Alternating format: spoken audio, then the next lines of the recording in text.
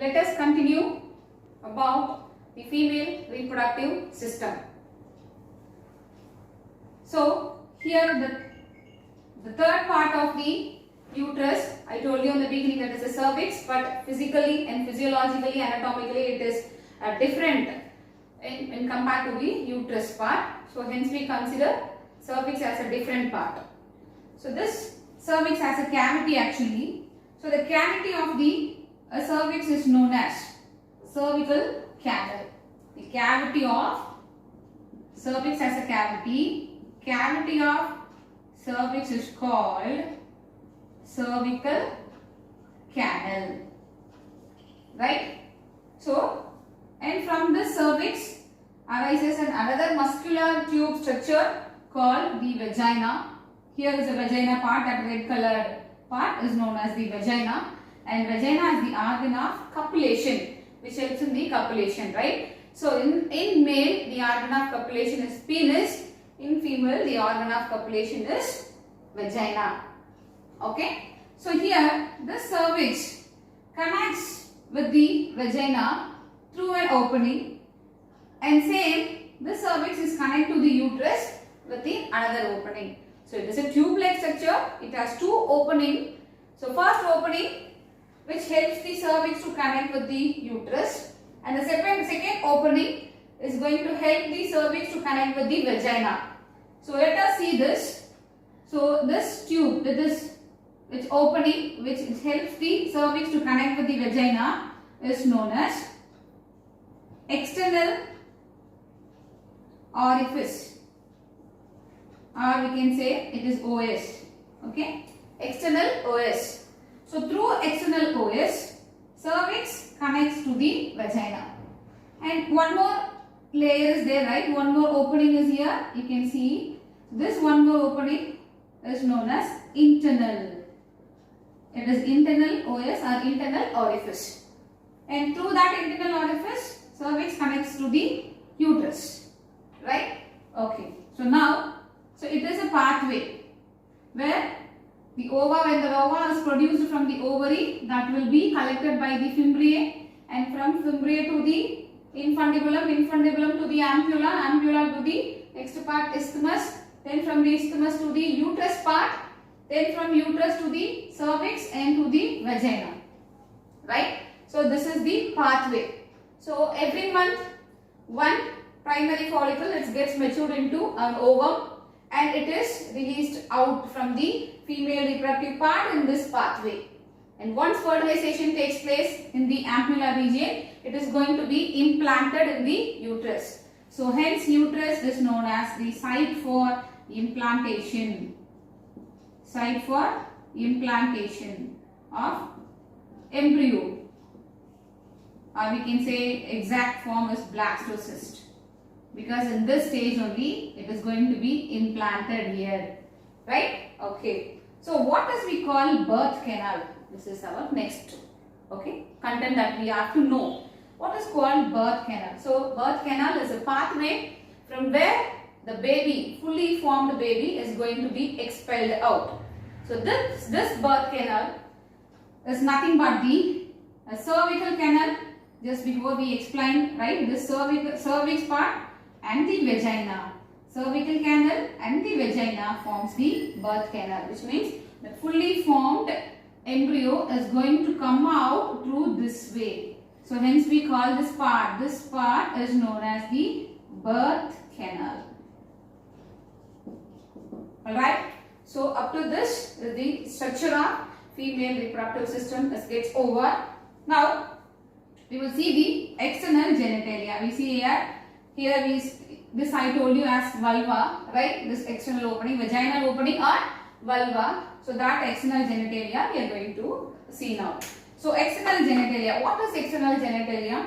Reproductive structures that lie external to vagina are called external genitalia. The structures which lie external to out to the vagina are called external genitalia.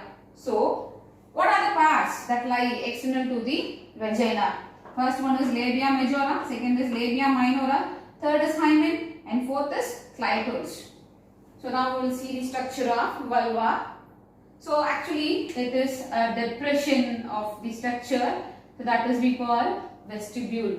So inside the vestibule we found two openings. This anterior side, this opening is called urethra, from which the urine is expelled out, and the second opening is known as vagina. So vaginal opening, right? Okay, through which actually the sperms gets deposited, right? Okay, so here this vagina is partially closed by and ring tissue called the hymen. You can see here this line part. This vagina is partially closed by a ring of tissue is known as hymen, right? Okay, so now this vestibule is covered by two fold of skins.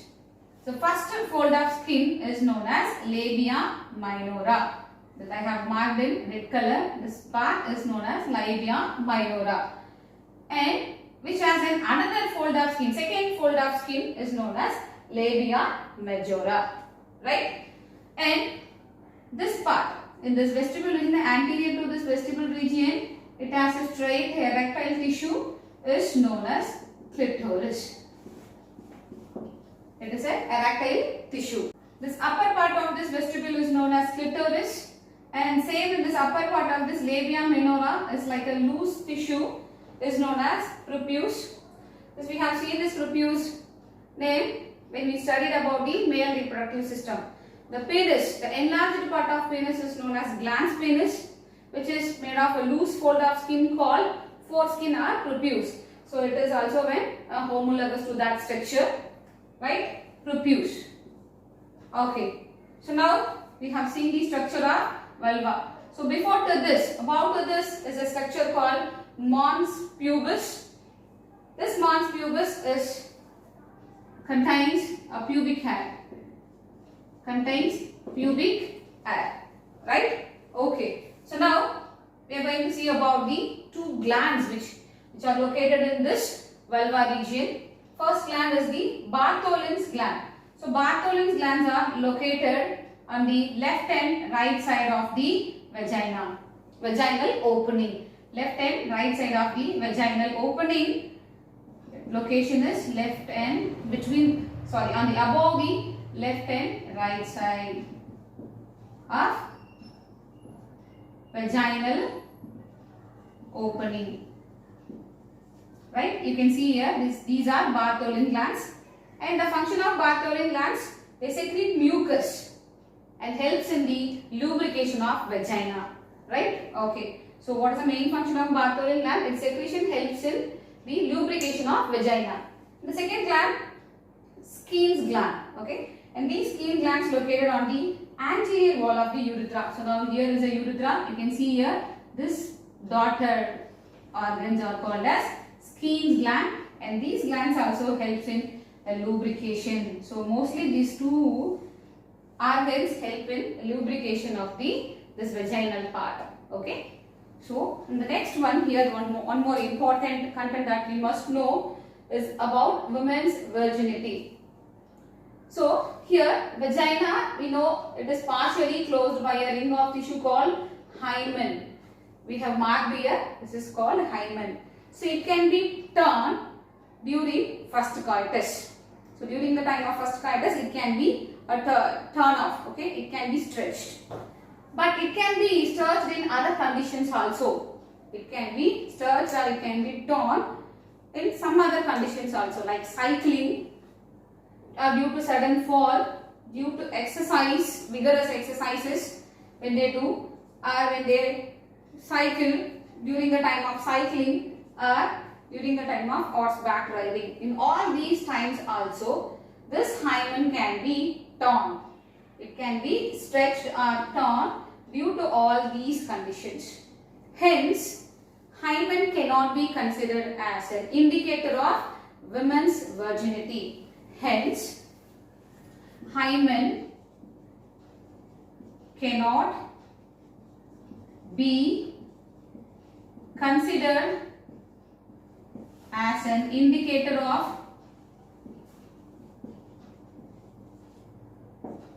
women's virginity. and it is a superstitious thing. So hence we cannot, okay, consider this hymen as an indicator of women's virginity. So with this we have completed the female reproductive system completely, and one more gland is pending, that is mammary gland, that we will take up in the next video.